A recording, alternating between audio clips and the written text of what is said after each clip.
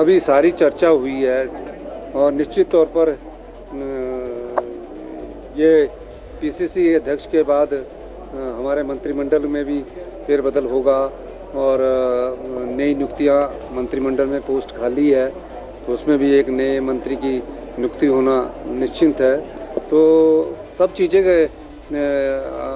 Pipeline पर है, लेकिन अभी 2-3 महीने तो अभी सारी चर्चा वर्चा में लग जाते हैं ना, तो उसके बाद ही होगा।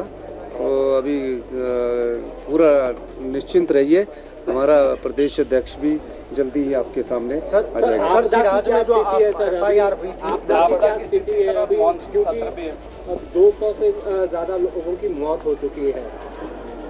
देखो, आपदा के बारे में मैं यही कहना चाहता हूँ कि हमारे आपदा की स्थिति अच्छी नहीं है और हम आपदा राहत के लिए केंद्र सरकार से स्पेशल रिलीफ पैकेज की मांग कर रहे हैं, यानी कि स्पेशल रिलीफ पैकेज की मांग कर रहे हैं। और भारतीय जनता पार्टी के लोग भी गए हैं, नड्डा जी के नेतृत्व में, अच्छी बात है।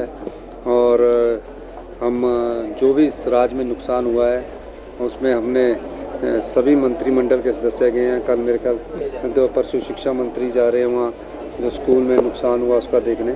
तो कोई ना कोई मंत्रिमंडल का सदस्य आपदा से हर प्रभावित क्षेत्र का दौरा कर रहा है और निश्चित तौर पर प्रदेश में क्लाउड बस्टिंग के कारण बहुत नुकसान हो रहा है। आज प्रदेश को हो रहा है, आने वाले समय में क्लाइमेट चेंज का असर और प्रदेशों को भी देखने को मिलेगा।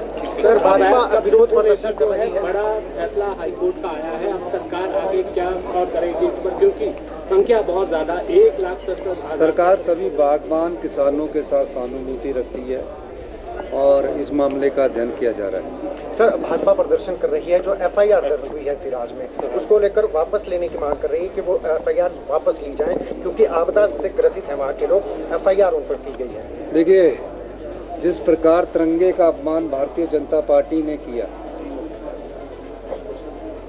जगत सिंह नेगी जी की गाड़ी में तिरंगा लगा था, जगत सिंह गाड़ी में अंदर बैठे थे, उनसे बातचीत होगी, ख़त्म हो गया।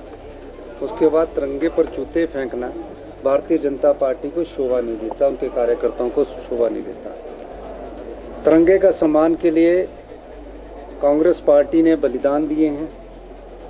राजीव गांधी, इंदिरा गांधी जी ने देश की एकता और अखंडता के लिए बलिदान दिए और तिरंगे का सम्मान करना सभी नागरिकों का दायित्व बनता है।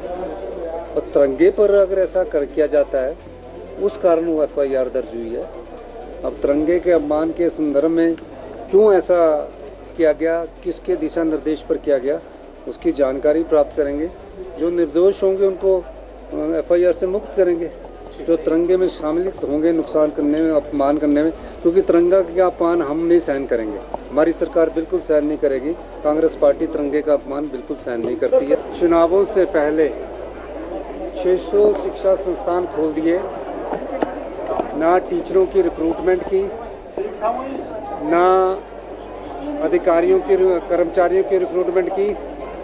राजनीतिक लाभ के लिए जून 2022 में संस्थान खोल दिए।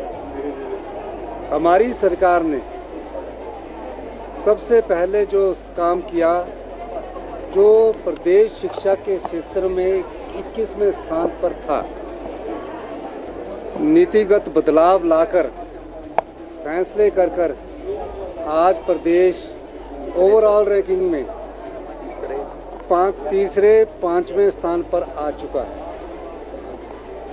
केरल और पंजाब तो पहले ही हाईएस्ट रैंकिंग में थे, उससे के बाद की जो अभी रैंकिंग आई है पूरे देश में, उसमें नंबर 1 स्थान पर आया है।